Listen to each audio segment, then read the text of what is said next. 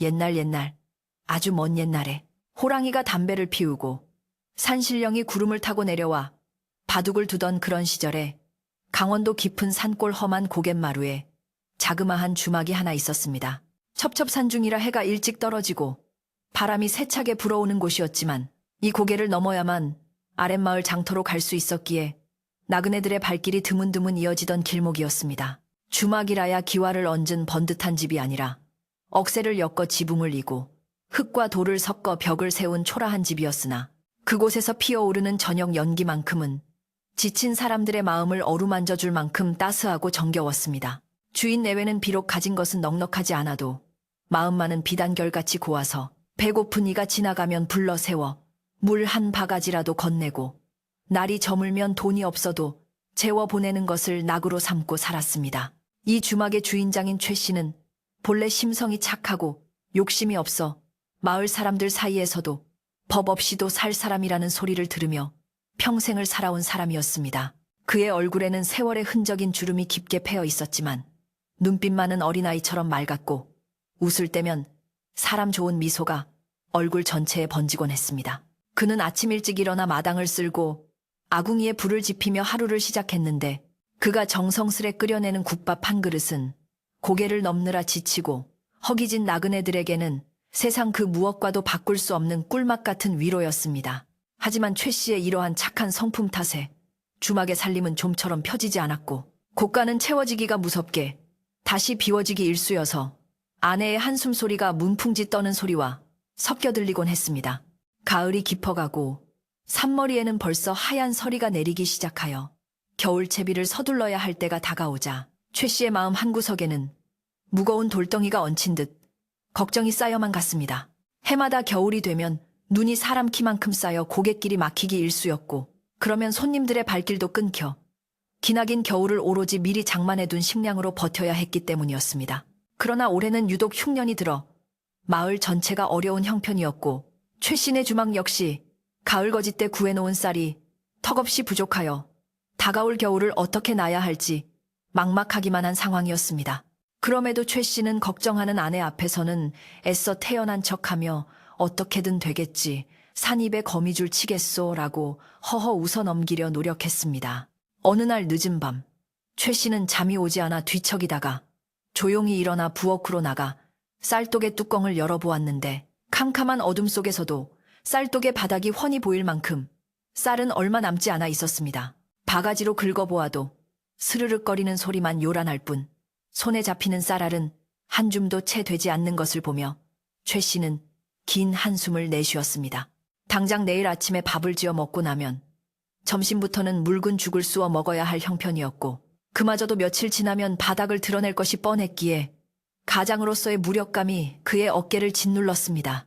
하지만 그는 이내 마음을 다잡고 쌀독 뚜껑을 덮으며 내일은 산에 가서 돈뿌리라도 캐고 도토리라도 더 주워 모아야겠다고 다짐했습니다. 최 씨의 아내는 남편보다 더 속이 타들어갔지만 천성이 남편을 따르고 순종적인 여인이었기에 바가지를 긁기보다는 묵묵히 남편의 뜻을 따르며 알뜰하게 살림을 꾸려나갔습니다.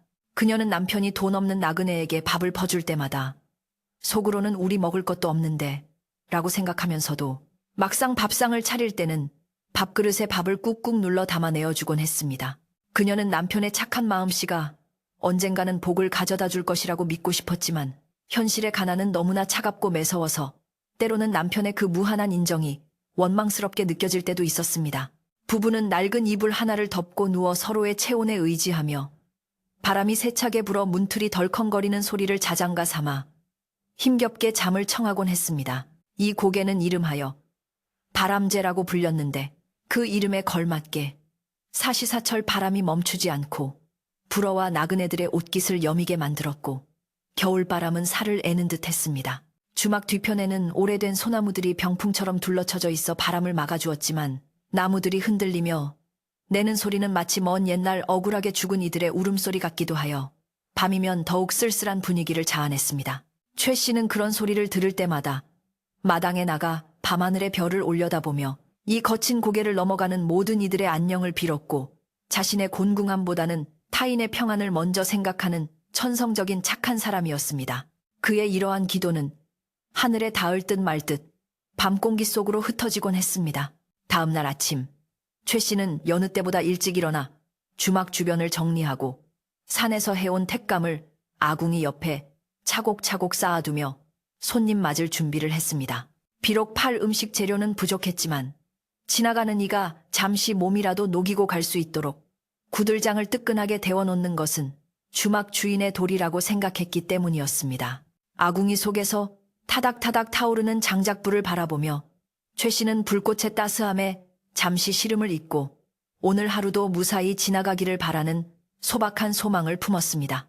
굴뚝으로 피어오르는 하얀 연기는 파란 가을 하늘로 흩어지며 고즈넉한 산골의 아침 풍경을 완성해 주었습니다. 점심때가 지나도록 손님은 한 명도 오지 않았고 최 씨와 아내는 아침에 남은 식은 밥에 물을 말아 김치 한 조각을 얹어 간단하게 요기를 하며 허기를 달랬습니다. 밥알 하나하나가 귀한 상황에서 부부는 서로에게 더 먹으라며 밥그릇을 밀어주었고 결국 반씩 나누어 먹으며 서로의 마음을 확인하는 애틋한 시간을 보냈습니다. 최 씨는 아내의 거칠어진 손을 잡으며 임자, 고생만 시켜서 미안하오. 내년 봄이 오면 아랫마을 가서 품이라도 팔아 고기 반찬 한번 실컷 먹게 해주리다라고 말하며 눈시울을 붉혔습니다. 아내는 말없이 고개를 끄덕이며 남편의 투박한 손을 어루만져 주었습니다. 오후가 되자 하늘빛이 심상치 않게 변하더니 먹구름이 몰려오고 바람이 더욱 거세지기 시작하여 곧 눈이라도 쏟아질 것 같은 날씨가 되었습니다. 최 씨는 서둘러 마당에 널어놓은 시래기를 걷어들이고 문단속을 철저히 하며 혹시나 늦게라도 찾아올지 모를 손님을 위해 등불을 손질하여 처마 밑에 걸어두었습니다. 기름도 아껴야 하는 형편이었지만 어두운 산길을 헤매는 나그네에게 주막의 불빛은 생명줄과도 같다는 것을 누구보다 잘 알기에 등불만은 결코 꺼뜨리지 않으려는 최 씨의 고집이었습니다. 바람에 흔들리는 등불 그림자가 마당에 어지럽게 춤을 추며 다가올 밤의 불안함을 예고하는 듯 했습니다. 해질녘이 되자 기어이 하늘에서 진눈깨비가 흩날리기 시작했고 산속의 기온은 급격히 떨어져 입김이 하얗게 서릴 정도가 되었습니다. 최 씨는 아궁이에 장작을 더 넣으며 오늘 같은 날은 산짐승도 굴 밖으로 나오지 않을 텐데 부디 길 잃은 사람이 없어야 할 텐데라고 중얼거렸습니다. 그의 걱정은 자신의 배고픔보다 추위 속에 떨고 있을지 모를 누군가에게 향해 있었고 이것이 바로 최 씨가 평생을 지켜온 삶의 태도였습니다. 그는 가난했지만 마음만은 누구보다 부자였고 그 따뜻한 마음이 이 낡은 주막을 지탱하는 유일한 기둥이었습니다. 어둠이 완전히 내려앉은 산골 마을은 칠흑 같은 어둠 속에 잠겼고 오직 최 씨네 주막에서 새어나오는 희미한 불빛만이 세상의 유일한 빛인 양깜빡이고 있었습니다. 밖에서는 윙윙거리는 바람소리가 마치 늑대의 울음소리처럼 들려와 공포감을 조성했지만 방 안은 아궁이의 열기 덕분에 훈훈했습니다. 최 씨는 아내와 마주 앉아 다가올 겨울을 날 걱정을 다시 이야기하기 시작했는데 아무리 계산을 해봐도 쌀독의 쌀로는 보름을 버티기 힘들다는 결론에 도달하여 두 사람의 얼굴에는 수심이 가득 찼습니다. 여보, 정 안 되면 내일 제가 읍내에 나가 머리카락이라도 잘라 팔아볼게요. 라고 아내가 조심스레 말을 꺼냈습니다. 최 씨는 펄쩍 뛰며 무슨 소리요? 조상님들 뵐 면목이 없게 그게 무슨 짓이요? 차라리 내가 나무를 더 많이 해다가 장에 내다 팔겠소라고 아내를 만류했습니다. 부부의 대화는 가난이라는 현실 앞에서도 서로를 아끼는 마음이 묻어났지만 그럴수록 현실의 무게는 더욱 가슴 아프게 다가왔습니다. 쌀독은 비어가고 날씨는 추워지는데 가진 것이라고는 낡은 주막과 착한 마음씨뿐인 이들 부부에게 이 겨울은 너무나 길고 혹독할 것만 같았습니다. 그때 문 밖에서 바람소리와는 다른 희미한 인기척이 들려왔습니다. 최 씨는 귀를 쫑긋 세우고 임자, 방금 무슨 소리 못 들었소? 사람 발자국 소리 같은데라고 말하며 방문 쪽으로 시선을 돌렸습니다. 아내는 이 밤중에 더구나 눈까지 오는데 누가 오겠어요? 바람이 문을 두드리는 소리겠지요. 라고 대수롭지 않게 여겼지만 최 씨의 귀에는 분명 누군가가 힘겹게 걸어오는 소리가 들렸습니다. 그는 자리에서 일어나 방문을 조금 열고 밖을 내다보았는데 눈발이 휘날리는 어둠 속에서 누군가가 비틀거리며 주막 쪽으로 다가오는 모습이 희미하게 보였습니다. 최 씨는 서둘러 호롱불을 들고 마루로 나갔습니다. 가까이 다가온 이는 승복인지 누더기인지 분간하기 힘들 정도로 낡은 옷을 입은 노스님이었는데 추위와 배고픔에 지쳐 금방이라도 쓰러질 듯 위태로운 모습이었습니다. 얼굴은 흙먼지와 눈으로 뒤덮여 있었고 집시는 다해져서 발가락이 꽁꽁 얼어터져 피가 배어 나오고 있었습니다. 최 씨는 황급히 마당으로 뛰어내려가 스님을 부축하며 스님, 어쩌자고 이 험한 날씨에 산을 넘으십니까? 어서 안으로 드십시오라고 말하며 방으로 모셨습니다. 스님의 몸은 얼음장처럼 차가웠고 입술은 파랗게 질려 말 한마디 제대로 하지 못하는 상태였습니다. 방 아랫목에 스님을 뉘고 이불을 덮어주며 몸을 주무르자 스님은 가늘게 눈을 뜨며 물 좀 하고 힘겹게 입을 떼었습니다. 최 씨는 아내에게 따뜻한 숭늉을 가져오라고 일러 스님의 입에 조심스럽게 흘려 넣어 주었습니다. 따뜻한 기운이 들어가자 스님은 겨우 정신을 차리고 고마움이 담긴 눈빛으로 최 씨 부부를 바라보았습니다. 최 씨는 스님의 언손을 자신의 두 손으로 감싸 쥐며 조금만 더 늦었으면 큰일 날 뻔했습니다. 오늘 밤은 여기서 푹 쉬시고 기운을 차리십시오라고 따뜻하게 위로했습니다. 스님을 눕혀놓고 부엌으로 나온 아내는 쌀독을 열어보며 난처한 표정을 지었는데 저녁을 먹고 남은 쌀은 정말 한 줌밖에 되지 않았기 때문이었습니다. 내일 아침에 먹으려고 남겨둔 것인데 이것을 밥을 지으면 부부는 내일 꼼짝없이 굶어야 하는 상황이었습니다. 아내가 머뭇거리자 최 씨가 부엌으로 들어와 낮은 목소리로 말했습니다. 임자, 우리야 하루 굶어도 죽지는 않지만 저 스님은 당장 곡기를 드리지 않으면 목숨이 위태롭소. 남은 쌀을 다 털어서 밥을 지어 드립시다. 아내는 잠시 망설였지만 남편의 뜻이 확고함을 알고는 고개를 끄덕이며 쌀을 씻기 시작했습니다. 마지막 남은 쌀을 씻는 소리가 바스락바스락하고 부엌을 채웠고 그 소리는 마치 최 씨 부부의 뼈를 깎는 소리처럼 들리기도 했지만 동시에 누군가의 생명을 살리는 숭고한 소리이기도 했습니다. 밥이 끓는 동안 고소한 밥 냄새가 방 안으로 스며들었고 누워있던 스님도 코를 벌름거리며 생기를 찾는 듯 했습니다. 최 씨는 밥이 다 되기를 기다리며 김치 한 보시기와 간장 종지를 정갈하게 챙겨 상을 준비했습니다. 비록 반찬은 없지만 정성만큼은 임금님 수라상 못지않게 가득 담긴 밥상이었습니다.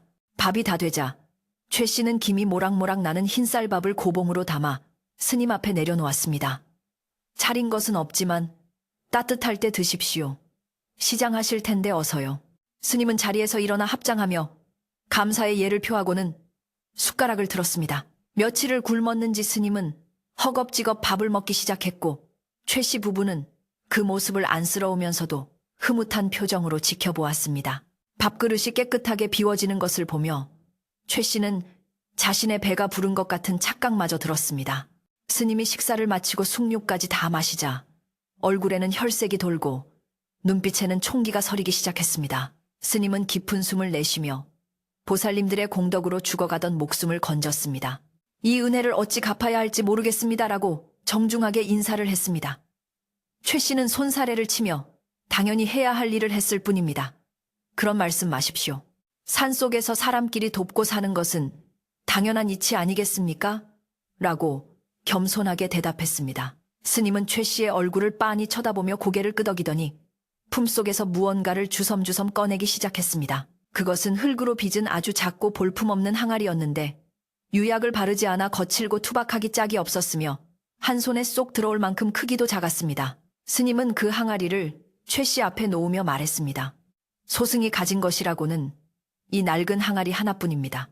보잘것없어 보이지만 되게 기묘하게 쓰일지도 모르니 받아주십시오.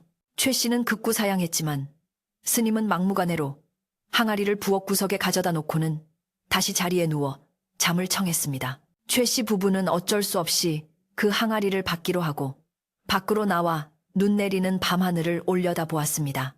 다음 날 아침 눈은 그쳤지만 온 세상이 하얗게 뒤덮여 주막은 고립된 섬처럼 보였습니다. 최 씨가 일어나 방으로 들어가 보니 스님은 온데간데 없이 사라지고 없었습니다. 이불은 가지런히 개어 있었고 간밤에 스님이 누워있던 자리에는 온기만이 희미하게 남아있을 뿐이었습니다. 최 씨는 깜짝 놀라 밖으로 나가 눈 위에 찍힌 발자국을 찾아보았으나 밤새 내린 눈이 발자국을 덮어버렸는지 아무런 흔적도 찾을 수 없었습니다.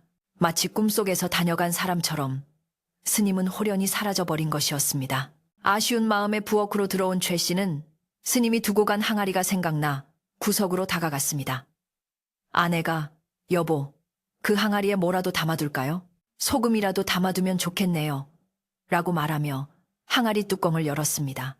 그런데 그 순간 부부의 눈이 휘둥그레졌습니다. 분명 비어 있었던 항아리 안에는 하얀 쌀이 가득 채워져 있었던 것입니다. 최 씨는 자신의 눈을 의심하며 손을 넣어 쌀을 만져보았는데 차갑고 단단한 쌀알의 감촉이 생생하게 느껴졌습니다. 이게 무슨 조화란 말인가? 최 씨가 떨리는 목소리로 말했습니다. 아내는 놀란 입을 다물지 못하고 바가지를 가져와 쌀을 퍼내보았는데 퍼내면 퍼낼수록 쌀은 바닥에서 솟아나는 샘물처럼 다시 차올라 항아리를 가득 채우는 것이었습니다. 2바가지, 3바가지, 10바가지를 퍼내도 항아리의 쌀은 줄어들지 않았고 부엌 바닥에는 금세 하얀 쌀더미가 쌓이기 시작했습니다. 최 씨 부부는 서로를 쳐다보며 말을 잇지 못했고 이것이 어젯밤 다녀간 스님이 베풀고 간 기적임을 깨닫고는 그 자리에 털썩 주저앉아 항아리를 향해 절을 올렸습니다. 최 씨는 떨리는 손으로 쌀 한 줌을 쥐고 눈물을 글썽이며 말했습니다. 임자, 이제 우리 굶어 죽을 걱정은 안 해도 되겠소. 아니, 지나가는 배고픈 사람들을 마음껏 먹일 수 있게 되었소. 그의 목소리는 감격에 겨워 매어 있었고 얼굴에는 전에 없던 희망의 빛이 가득 찼습니다. 하지만 이 신비한 항아리가 앞으로 이 주막과 최 씨의 운명을 어떻게 바꾸어 놓을지 그때는 아무도 알지 못했습니다. 주막 밖에서는 맑게 갠 하늘 아래 눈부신 햇살이 비치고 있었지만 바람은 여전히 차갑게 불어오고 있었습니다. 하룻밤 사이에 일어난 기적 같은 일로 인해 최 씨네 주막은 전과는 전혀 다른 활기로 넘쳐나기 시작했는데 그것은 마치 긴 겨울잠에서 깨어난 개구리들이 소란스럽게 울어대는 봄날의 풍경과도 같았습니다. 아침 일찍 눈을 뜬 최 씨와 그의 아내는 부엌 구석에 놓인 작은 항아리에서 끊임없이 솟아나는 쌀을 퍼내느라 쉴 틈이 없었지만 그들의 얼굴에서는 힘든 기색을 전혀 찾아볼 수 없었고 오히려 싱글벙글한 웃음꽃이 떠날 줄을 몰랐습니다.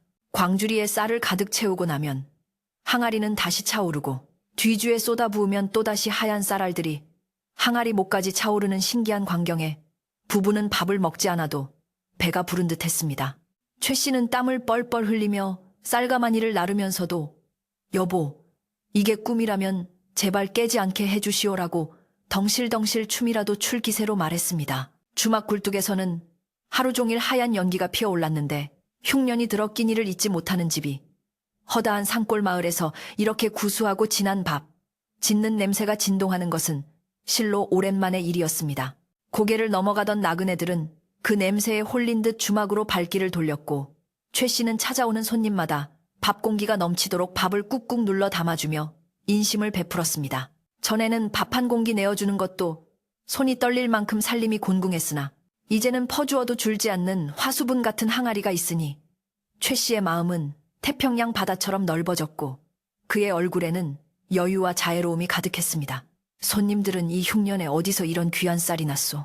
밥맛이 꿀맛이구려 하며 감탄을 금치 못했습니다. 소문은 발없는 말이 되어 천리를 간다고 했던가. 최 씨네 주막의 신비한 쌀 이야기는 바람을 타고 고개 넘어 마을과 저 멀리 읍내 장터까지 순식간에 퍼져나갔습니다. 사람들은 삼삼오오 모여 앉으면 바람제, 고개 주막에 가면 돈 없는 거지. 한테도 이 밥을 고봉으로 퍼준다더라. 그 집 쌀은 먹고 나면 힘이 솟고 병이 낫는다더라. 하는 식의 이야기를 주고받으며 호기심을 키웠습니다. 처음에는 반신반의하던 사람들도 쌀자루를 짊어지고 산을 내려오는 사람들의 이야기를 직접 듣고는 마치 보물섬이라도 발견한 것처럼 눈을 반짝이며 그 험한 고갯길을 오르기 시작했습니다. 조용하던 산길은 갑자기 몰려든 사람들로 북적거렸고 주막마당은 장날처럼 시끌벅적해졌습니다. 그러던 어느 날 마을에서 가장 나이가 많고 지혜롭기로 소문난 곰할머니가 지팡이를 짚고 힘겹게 고개를 올라 주막을 찾아왔는데 그녀는 평소에도 마을의 대소사를 관장하며 사람들에게 올바른 길을 일러주는 어른이었습니다. 곰할머니는 주막 마당에 들어서자마자 산처럼 쌓여있는 쌀가마니들과 밥을 배불리 먹고 즐거워하는 사람들의 모습을 물끄러미 바라보며 깊은 생각에 잠긴 듯한 표정을 지었습니다. 최 씨는 반가운 마음에 한달음에 달려나가 할머니를 부축하며 할머니, 어서 오십시오. 이 추운 날 여기까지 어인 일이십니까? 따뜻한 국밥 한 그릇 말아 올리겠습니다. 라고 상냥하게 맞이했습니다. 곰할머니는 방으로 들어와 최 씨가 정성스레 차려낸 밥상을 받았는데 하얀 쌀밥을 한 숟가락 입에 넣고 오랫동안 씹으며 그 맛을 음미하더니 이내 숟가락을 놓고 최 씨를 뚫어지게 쳐다보았습니다. 그녀의 눈빛은 예사롭지 않게 빛나고 있어 최 씨는 저도 모르게 자세를 고쳐 앉으며 긴장하게 되었습니다. 할머니는 낮고 굵은 목소리로 최서방, 자네에게 큰 복이 굴러들어온 것은 분명하나 세상에 공짜는 없는 법일세. 하늘이 갑자기 큰 재물을 내릴 때는 그 사람의 그릇을 시험해 보려는 뜻이 담겨 있는 것이니 부디 조심하고 또 조심하게나 라고 의미심장한 말을 던졌습니다. 최 씨는 할머니의 말씀에 고개를 끄덕이며 네, 명심하겠습니다. 이 쌀은 제 것이 아니라 부처님이 배고픈 중생들을 먹이라고 주신 것이라 생각하고 아낌없이 베풀겠습니다라고 대답했지만 마음 한구석에서는 이렇게 쌀이 넘쳐나는데 무슨 걱정이람 하는 아니란 생각이 스쳐 지나갔습니다. 곰할머니는 최 씨의 표정에서 미세한 들뜸을 읽었는지 혀를 차며 물이 너무 맑으면 고기가 없고 재물이 너무 많으면 사람의 마음이 흐려지는 법이야. 자네의 그 착한 마음이 쌀독에 파묻혀 보이지 않게 될까봐 그게 걱정일세라고 덧붙였습니다. 할머니는 식사를 마치고 돌아가면서도 자꾸만 뒤를 돌아보며 주막을 걱정스런 눈빛으로 바라보았습니다. 주막의 명성이 높아질수록 찾아오는 사람들의 부류도 다양해졌는데 처음에는 배고픈 나그네나 가난한 이웃들이 줄을 이루었지만 점차 욕심을 품고 찾아오는 이들도 생겨나기 시작했습니다. 그들은 밥을 먹으러 온 것이 아니라 쌀을 싼 값에 사다가 비싸게 되팔아 이득을 챙기려는 장사치들이나 최 씨에게 돈을 빌려달라고 떼를 쓰는 빚쟁이들이었습니다. 최 씨는 천성이 거절을 잘 못하는 성격이라 그들의 요구를 들어주려 애썼고 아내는 그런 남편이 답답하여 속을 끓이면서도 넘쳐나는 쌀 덕분에 당장은 큰 문제가 되지 않는다고 스스로를 위로했습니다. 하지만 주막의 공기는 예전에 소박하고 따뜻했던 정감 대신 무언가 어수선하고 계산적인 분위기로 서서히 바뀌어가고 있었습니다. 한편 읍내 장터에서 건어물 장사를 하던 최 씨의 먼 친척벌 되는 칠성이라는 사내가 이 소문을 듣게 되었는데 그는 눈치가 빠르고 셈이 밝아 돈 냄새를 맡는 데는 귀신 같은 재주를 가진 사람이었습니다. 칠성은 평소에는 거들떠보지도 않던 가난한 친척 최 씨가 벼락부자가 되었다는 소식에 배가 아파 견딜 수가 없었고 도대체 무슨 조화로 쌀이 솟아나는지 직접 확인해야겠다고 마음먹었습니다. 그는 장사를 팽개치고 짐을 꾸려 바람제 고개를 오르기 시작했는데 그의 머릿속에는 오로지 그 쌀을 이용하여 한 미천 단단히 잡을 국리뿐이었습니다.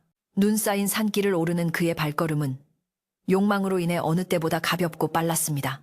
칠성이 주막에 도착했을 때 마당은 이미 밥을 얻어먹으려는 사람들로 북새통을 이루고 있었고 부엌 쪽에서는 쉴 새 없이 밥 짓는 연기가 뿜어져 나오고 있었습니다. 칠성은 짐짓 반가운 척하며 아이고, 이게 누구신가?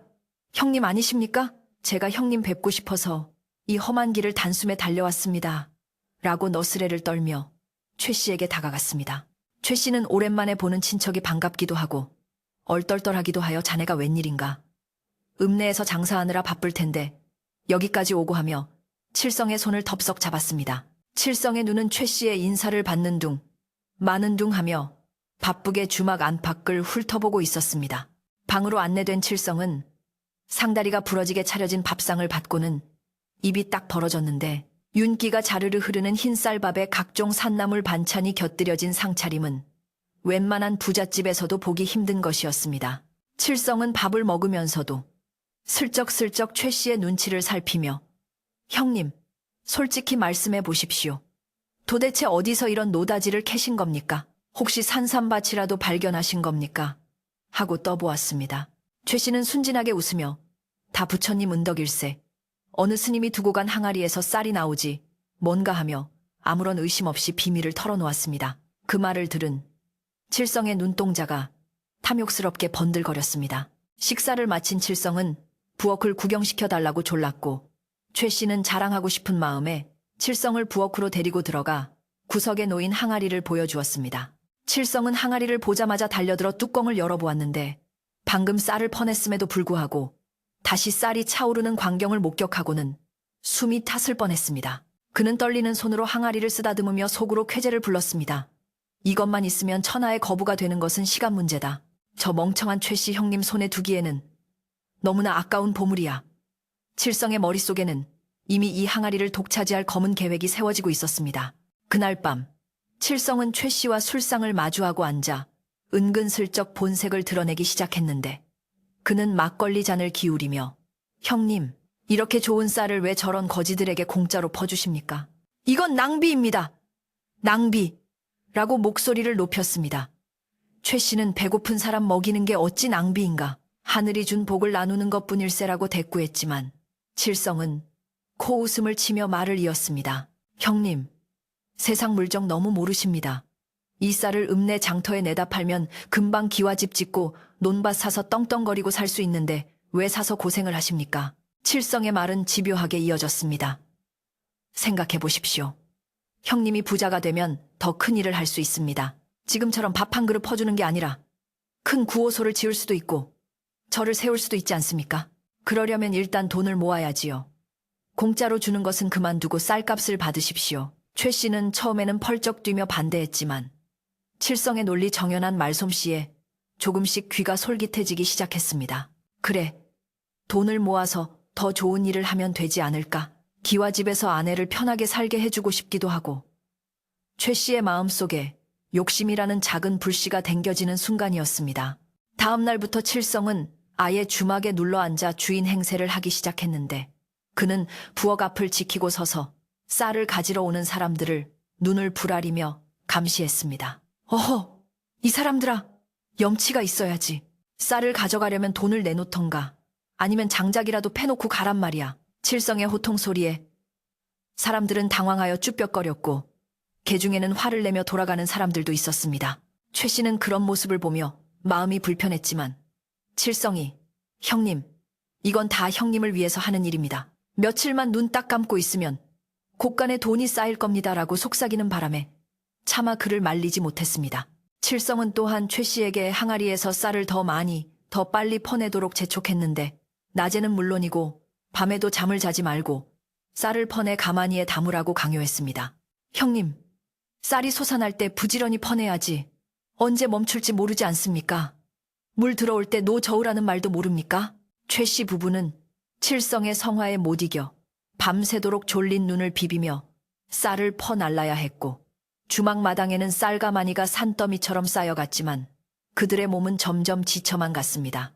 예전의 웃음소리는 사라지고 노동의 고단함과 돈에 대한 집착만이 주막을 감싸기 시작했습니다. 마을 사람들은 주막의 분위기가 변한 것을 금세 알아차렸고 고말머니의 우려대로 인심 좋던 최 씨가 변했다며 수군거리기 시작했습니다. 그 착하던 최서방이 돈독이 올랐나 봐. 이제는 밥 한 그릇도 공짜로 안 준다네. 그 읍내에서 온 친척놈이 꼬드긴 게 분명해. 캐캐캐. 복을 발로 차는 꼴이지.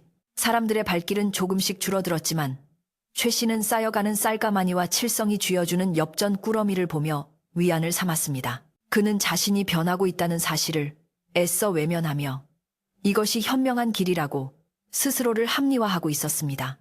하루는 며칠을 굶은 듯한 어린 남매가 손을 잡고 주막을 찾아와 밥을 구걸했는데 예전 같으면 맨발로 뛰어나가 맞이했을 최 씨가 망설이는 사이 칠성이 나서서 아이들을 쫓아내려 했습니다. 이 녀석들아, 여기가 자선사업소인 줄 아느냐? 돈 없으면 썩 꺼져라. 아이들이 울음을 터뜨리자 최 씨는 가슴이 뜨끔하여 부엌에서 누룽지라도 챙겨주려 했으나 칠성이 최 씨의 팔을 잡으며 말렸습니다. 형님, 한번 봐주기 시작하면 거짓대가 몰려옵니다. 독하게 마음먹으셔야 합니다. 최 씨는 울며 돌아가는 아이들의 뒷모습을 보며 심한 자괴감을 느꼈지만 칠성의 손을 뿌리치지는 못했습니다. 눈보라가 다시 거세게 몰아치는 밤, 주막 안에서는 칠성과 최 씨가 쌀가마니를 세며 돈 계산을 하고 있었습니다. 칠성은 주파나를 튕기며 형님, 이번 겨울만 지나면 우리는 이 고을에서 제일 가는 부자가 될 겁니다. 저 아랫마을 땅도 다 사드립시다라고 신이 나서 떠들어댔습니다. 최 씨는 엽전을 만지작거리며 멍하니 불빛을 바라보았는데 그의 눈앞에는 아까 쫓겨난 아이들의 눈물 젖은 얼굴이 어른거려 마음이 편치 않았습니다. 하지만 탐욕의 붓은 한번 발을 들이면 쉽게 빠져나올 수 없는 법이어서 그는 불안함을 잊기 위해 독한 술을 들이켰습니다. 칠성은 항아리에 쌀이 솟아나는 속도가 예전보다 조금 느려진 것 같다고 불평하며 최 씨를 닥달하여 항아리를 더 세게 긁어보라고 시켰습니다. 형님, 살살 퍼내니까 감질나게 나오는 거 아닙니까? 바닥까지 박박 긁어서 더 빨리 나오게 해보세요. 최 씨는 칠성의 말대로 바가지를 깊숙이 넣어 바닥을 긁어보았는데 항아리 바닥에서 크윽 하는 기분 나쁜 소리가 났습니다. 그 소리는 마치 항아리가 비명을 지르는 것 같기도 하고 최 씨의 양심이 긁히는 소리 같기도 했습니다. 아내는 불안한 표정으로 여보, 너무 무리하지 말아요. 항아리가 깨지면 어떡해요? 라고 말렸지만 이미 욕심에 눈이 먼 사내들의 귀에는 들어오지 않았습니다. 창밖의 바람 소리는 더욱 날카로워져 마치 귀신이 우는 소리처럼 들렸고 문풍지는 쉴 새 없이 떨어대며 방 안의 불안감을 고조시켰습니다. 주막마당에 쌓아둔 쌀가마니들이 바람에 흔들리며 위태로운 그림자를 만들어내고 있었는데 그것은 마치 곧 닥쳐올 재앙을 예고하는 듯 했습니다. 최 씨는 술기운에 취해 잠이 들면서도 꿈속에서 쌀더미에 깔리는 악몽을 꾸며 식은땀을 흘렸습니다. 항아리는 어둠 속에서 침묵을 지키고 있었지만 그 침묵은 폭풍전야의 고요함과도 같았습니다. 이제 주막은 더 이상 나그네들의 쉼터가 아니라 욕망이 들끓는 장소가 되어버렸고 최 씨는 착한 주막 주인에서 인색한 부자로 변해가고 있었습니다.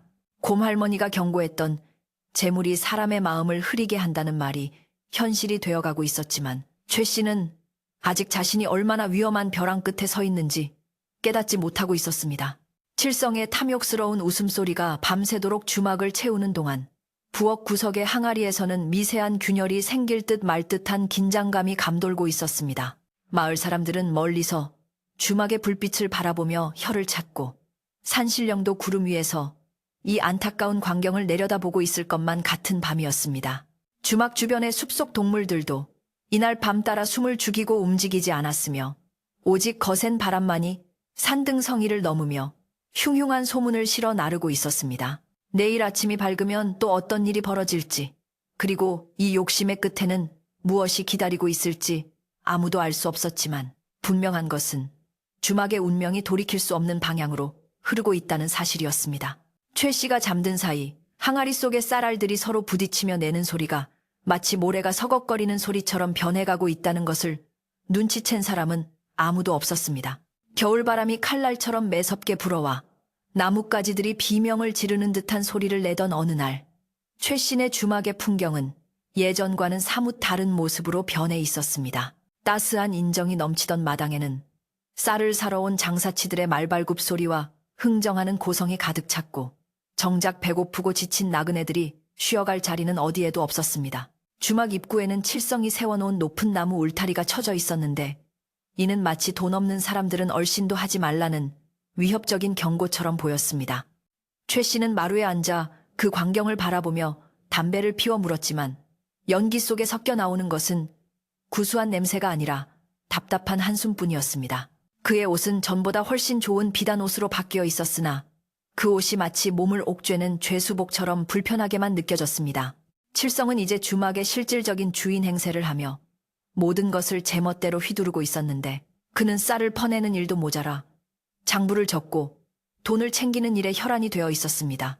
그는 쌀을 사러 온 사람들에게 거만하게 굴며 돈이 모자르면 쌀알 하나도 가져갈 수 없다고 으름장을 놓았고 심지어 예전에 외상으로 밥을 먹었던 이웃들에게는 빚독촉까지 서슴지 않았습니다. 최 씨는 그런 칠성의 행동이 야박하다고 생각하면서도 곳간에 쌓여가는 엽전 꾸러미를 보며 애써 눈을 감고 귀를 막았습니다. 마음 한구석에서는 이건 아닌데 하는 생각이 싹트고 있었지만 이미 불붙은 욕심은 그 작은 양심의 소리를 집어삼키고 있었습니다. 어느 날부터인가 항아리에서 나오는 쌀의 빛깔이 예전처럼 하얗고 윤기가 흐르지 않고 어딘가 모르게 거무튀튀하고 탁해 보이기 시작했습니다. 처음에는 날씨가 흐려서 그런가 보다 하고 대수롭지 않게 여겼으나 밥을 지어 놓으면 금세 푸석푸석해지고 찰기가 사라지는 것이 분명히 이상했습니다. 아내가 먼저 이 사실을 알아차리고 최 씨에게 여보, 쌀이 좀 이상해요. 냄새도 예전 같지 않고 밥을 해도 맛이 없어요 라고 걱정스럽게 말했습니다. 최 씨도 쌀을 한 줌 쥐어 냄새를 맡아보았는데 묘하게 흙냄새 같은 비릿한 향이 섞여 나는 것을 느낄 수 있었습니다. 하지만 칠성은 이러한 변화를 전혀 문제 삼지 않았고 오히려 형님, 배고픈 놈들에게는 쌀겨도 감지덕지입니다. 맛이 좀 없으면 어떻습니까? 어차피 팔아치울 건데 라고 큰 소리 쳤습니다.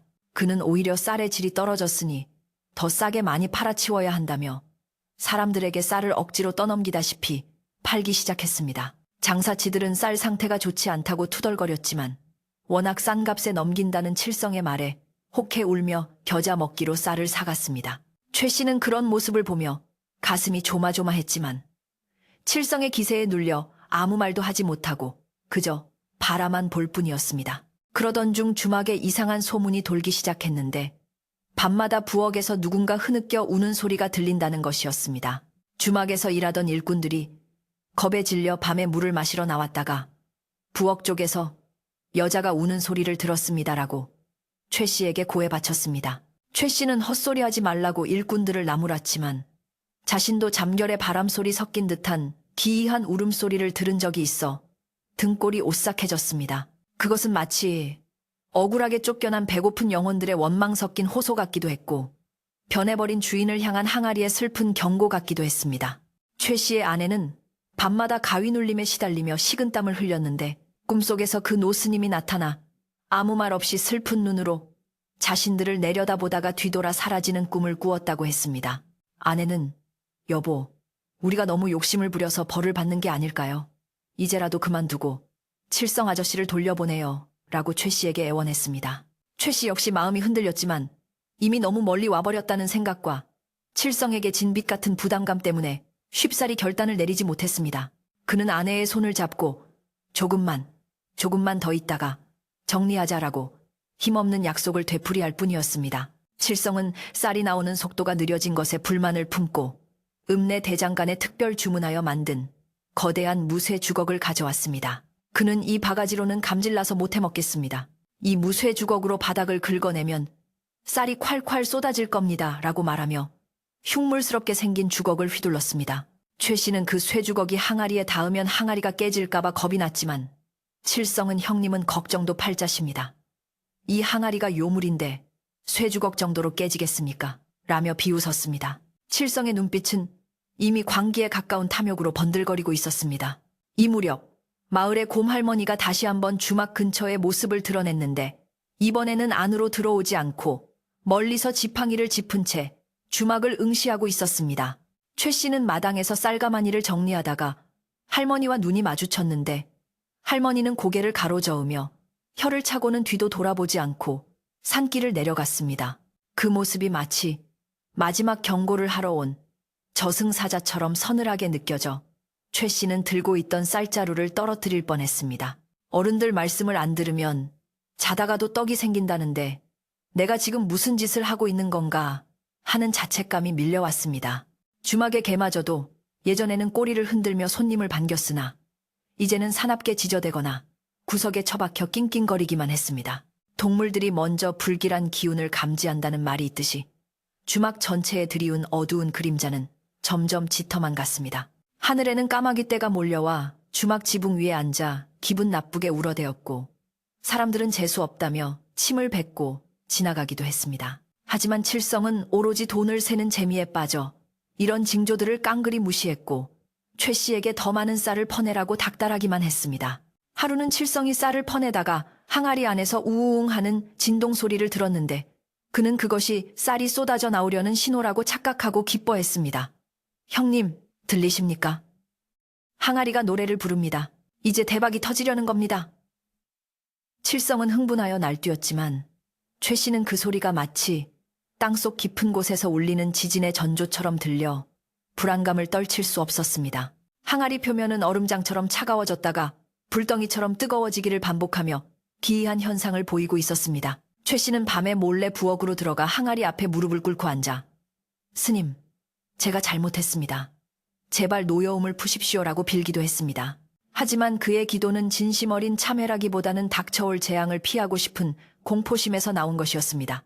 그는 여전히 쌀에 대한 미련을 버리지 못했고 내일이면 칠성이 말한 대로 큰 돈을 벌 수 있을 것이라는 헛된 희망을 품고 있었습니다. 인간의 욕심이란 이토록 끈질기고 어리석은 것이어서 파멸이 눈앞에 닥쳐와도 쉬이 놓지 못하는 법이었습니다.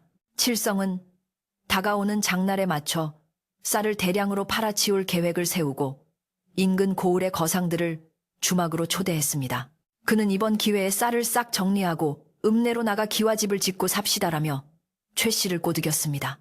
최 씨는 얼떨결에 고개를 끄덕였지만 마음속은 전쟁터처럼 시끄러웠습니다. 아내는 불안해서 잠 한숨 못 자고 부엌을 들락거렸고 쌀독을 닦으며 눈물을 훔치기도 했습니다. 그녀는 남편이 예전에 착한 농사꾼으로 돌아오기를 간절히 바랐지만 상황은 이미 그녀의 손을 떠난 듯 보였습니다.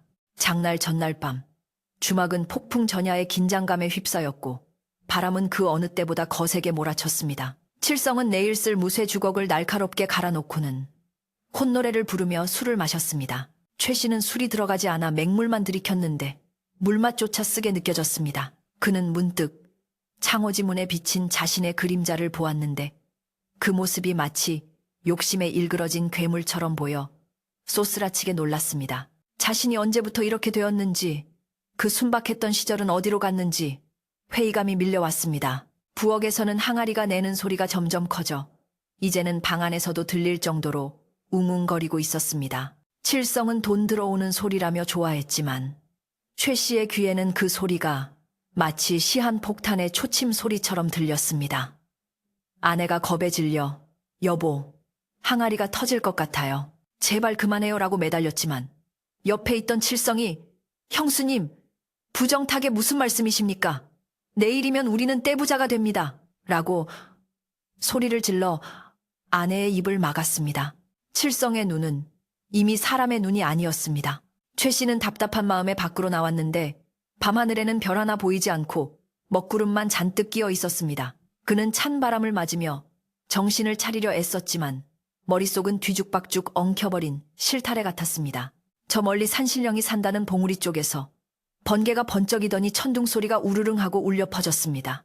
그것은 하늘이 내리는 경고장과도 같았으나 최 씨는 그저 춥다는 핑계로 서둘러 방으로 들어가 버렸습니다.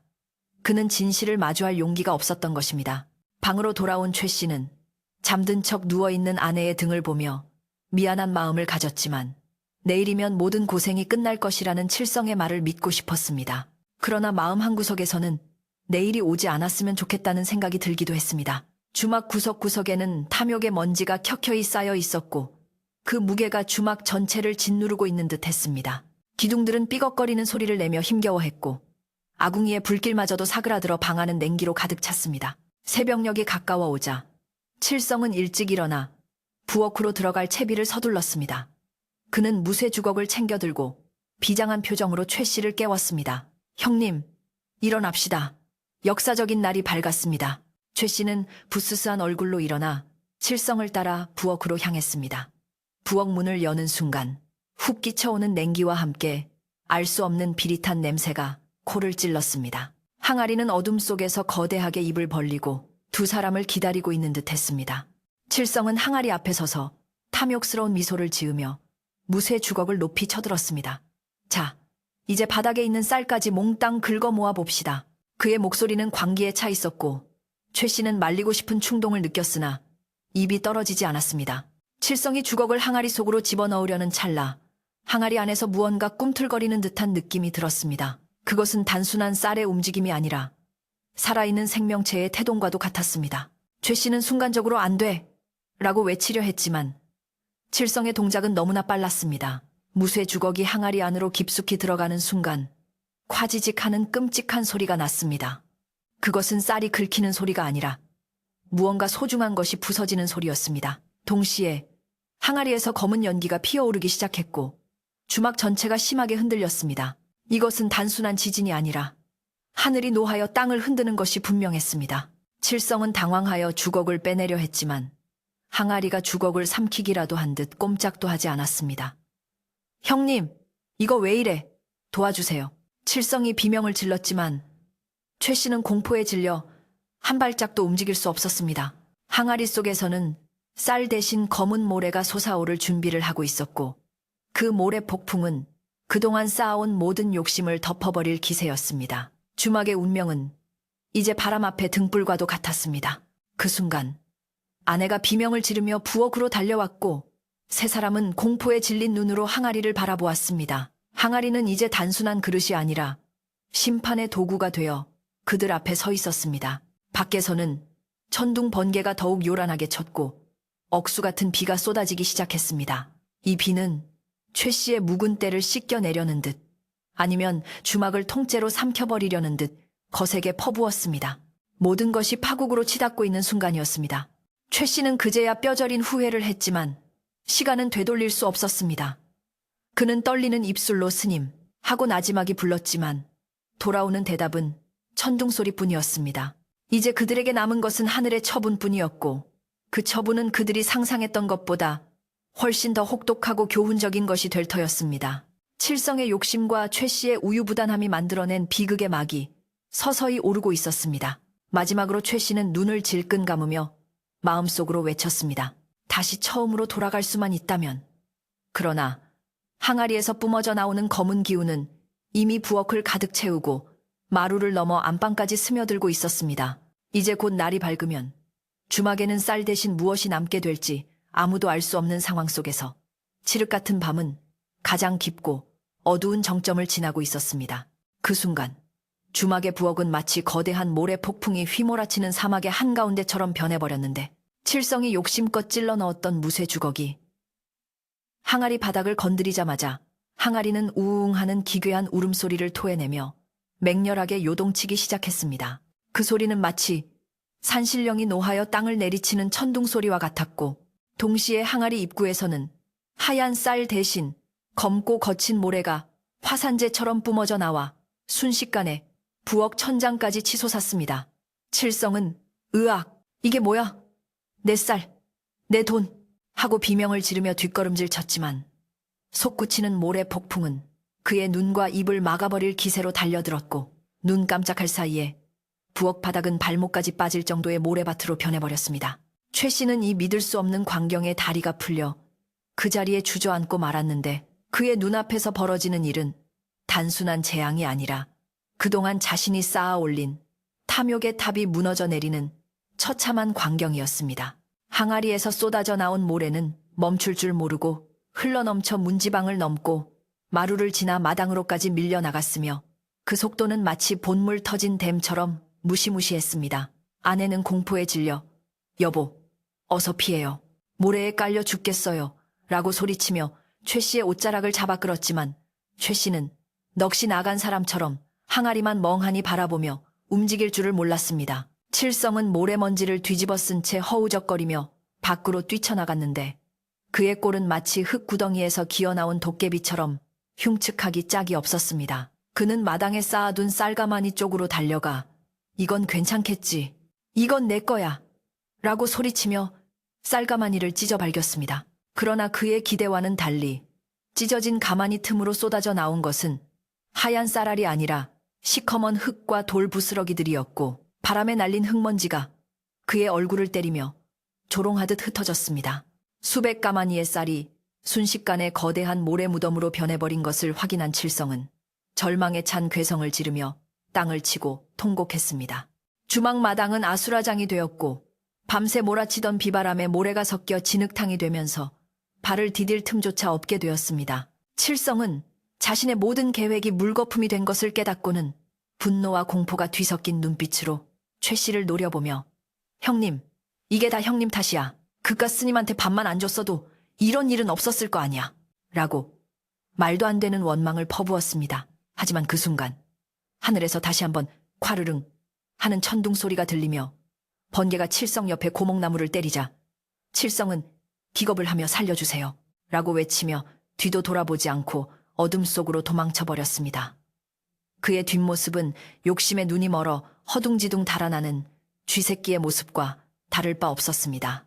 칠성이 사라지고 난 뒤 주막에는 기이한 정적이 찾아왔고 항아리에서도 더 이상 모래가 뿜어져 나오지 않았습니다. 그러나 이미 집 안팎은 온통 검은 모래로 뒤덮여 있어 이곳이 사람이 사는 집인지 버려진 폐가인지 분간할 수 없을 지경이었습니다. 최 씨는 비틀거리며 마당으로 나와 모래 더미 위에 무릎을 꿇었는데 손에 잡히는 것은 차갑고 거친 모래알 뿐이었습니다. 그는 한 줌의 모래를 쥐고 하늘을 올려다보며 아, 내가 무슨 짓을 한 것인가?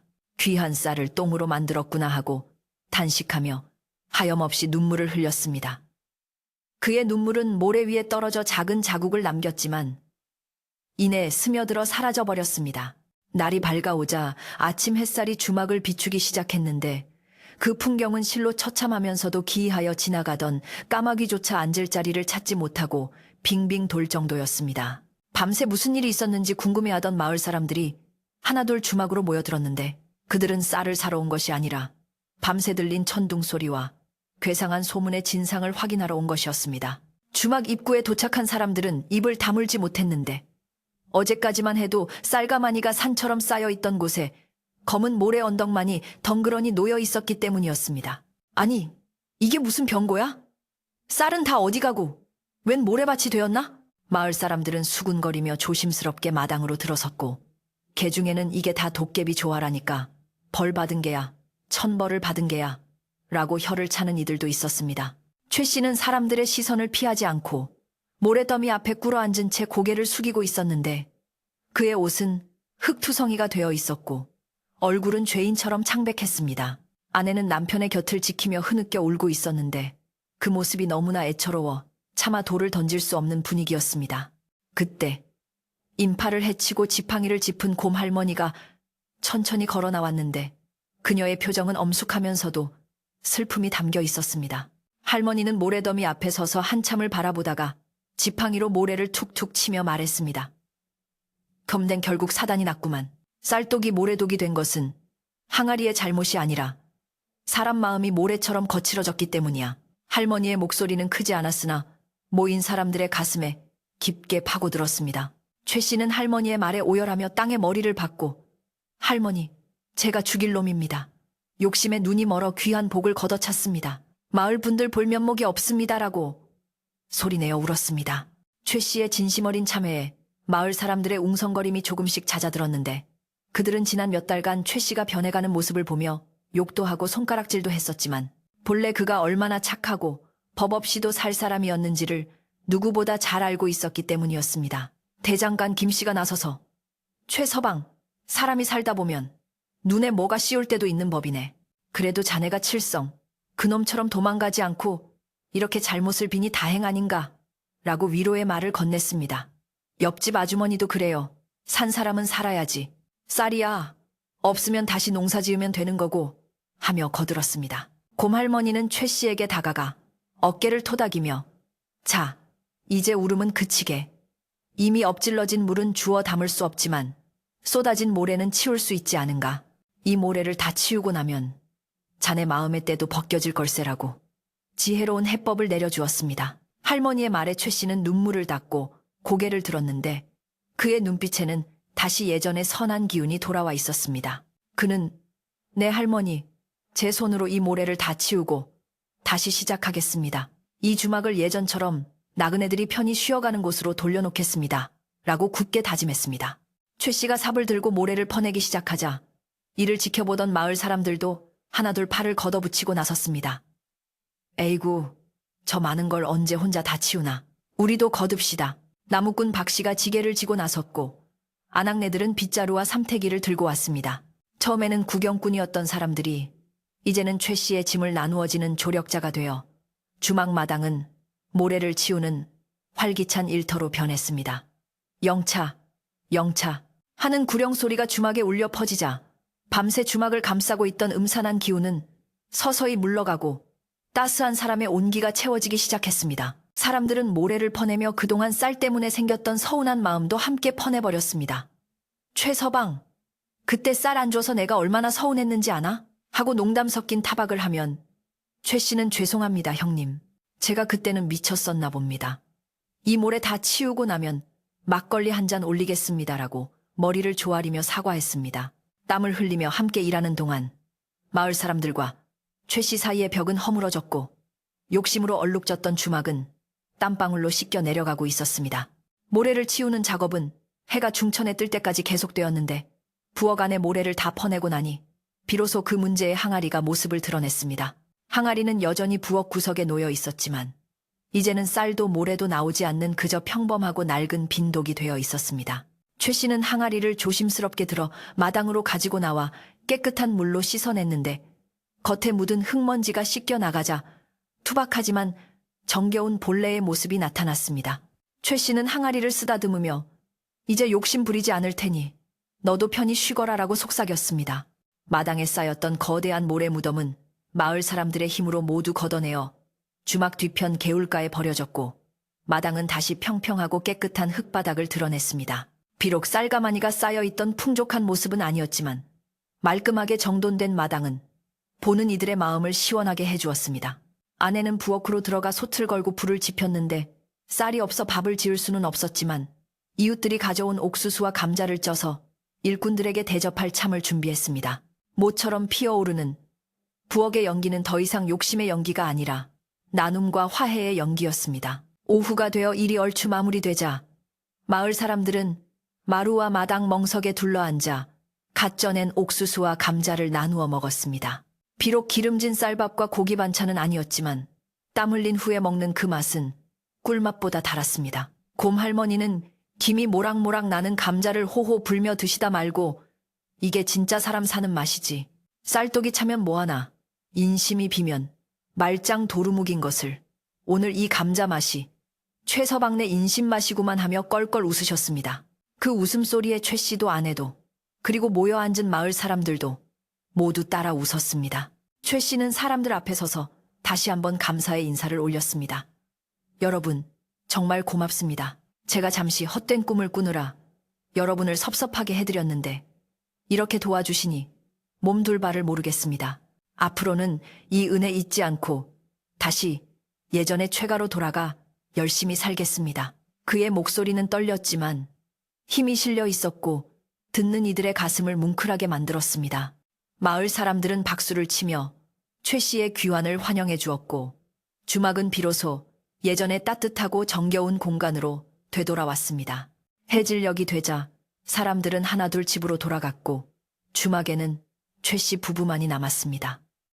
텅 빈 마당은 쓸쓸하기보다는 오히려 홀가분한 느낌을 주었습니다. 최 씨는 빗자루를 들고 마당 구석구석을 다시 한번 쓸며 마음속에 남아있는 마지막 미련의 먼지까지 털어내려 했습니다. 칠성이 세워놓았던 높은 나무 울타리도 뽑아버리고 대문을 활짝 열어두어 누구든지 편하게 들어올 수 있게 만들었습니다. 이제야 숨통이 좀 트이는구려. 최 씨가 허리를 펴며 말하자 아내도 환하게 웃으며 고개를 끄덕였습니다. 그날 밤 최 씨는 부엌으로 들어가 빈 항아리를 제자리에 놓아두고 그 앞에 정화수 한 그릇을 떠다 놓았습니다. 그리고 무릎을 꿇고 앉아 눈을 감고 기도를 올렸습니다.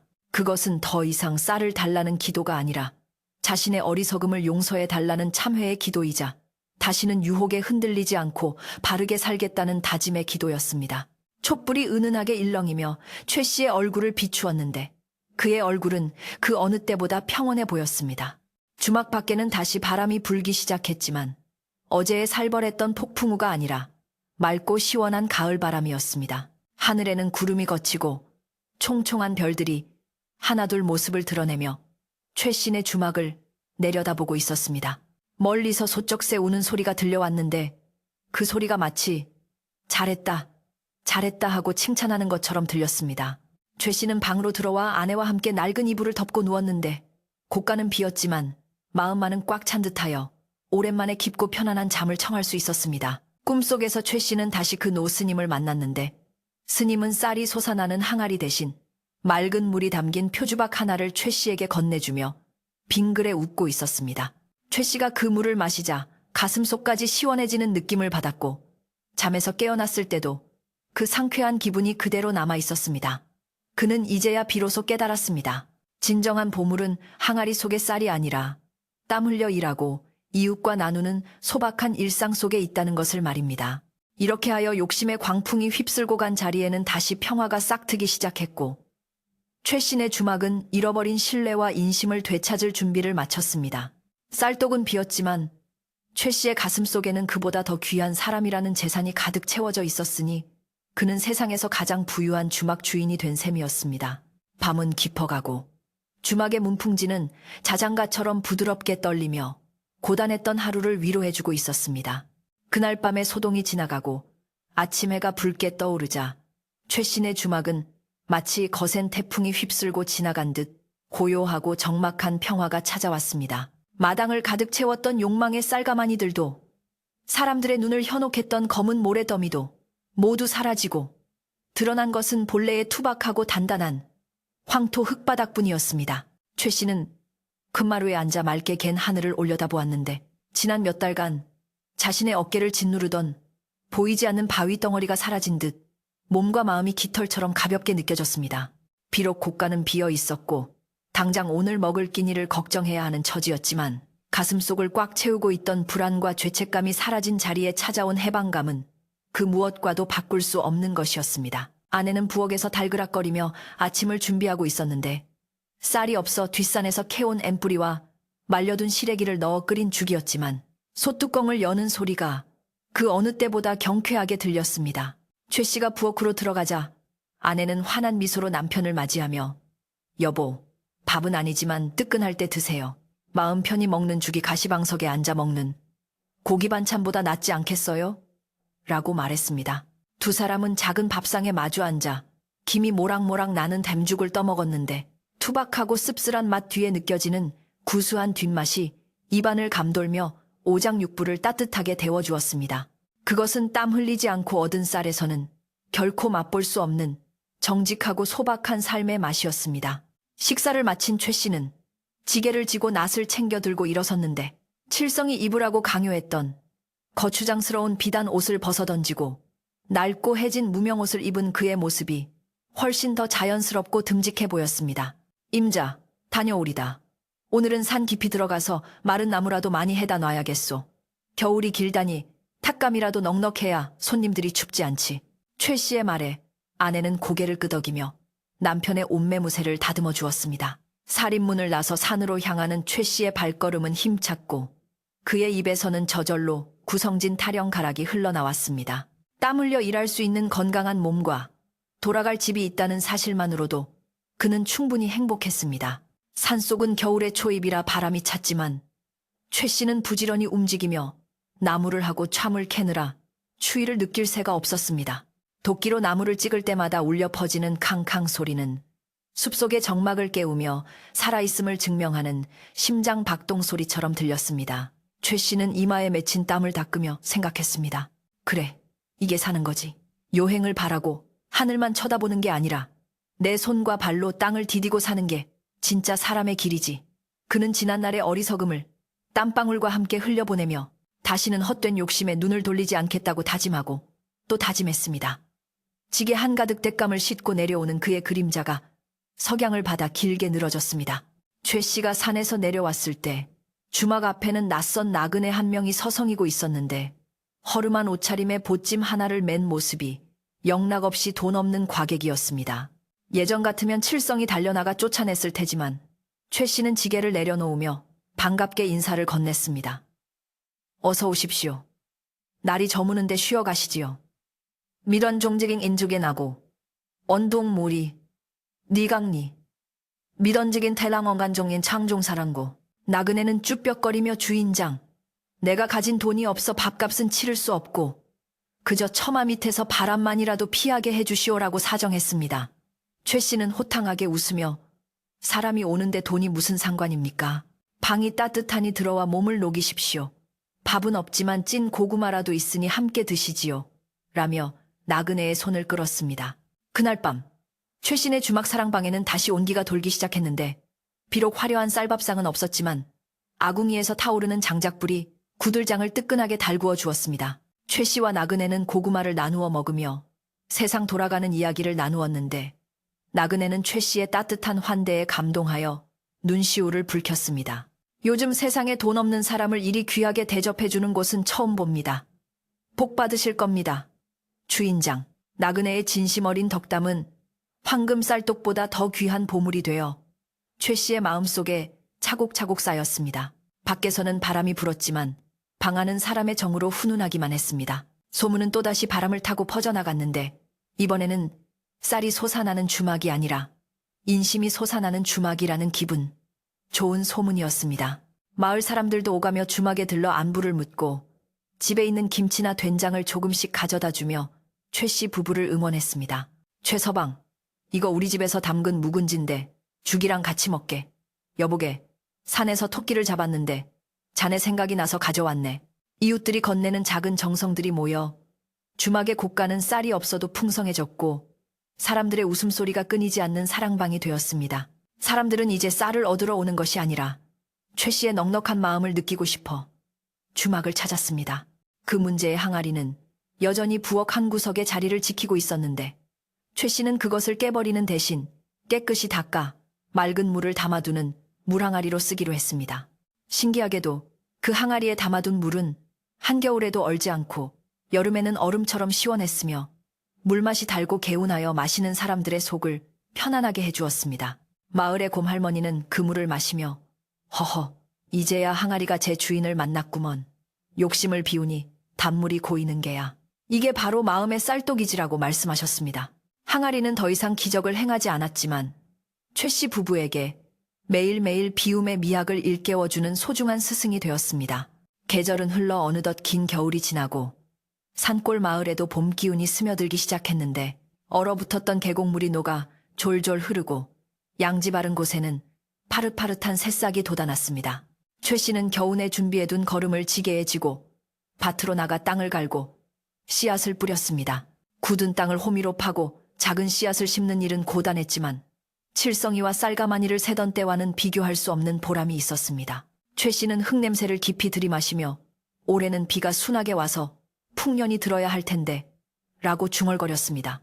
그가 바라는 풍년은 항아리에서 쏟아지는 벼락부자의 꿈이 아니라 하늘이 주는 만큼 거두고 땀 흘린 만큼 얻는 정직한 수확이었습니다.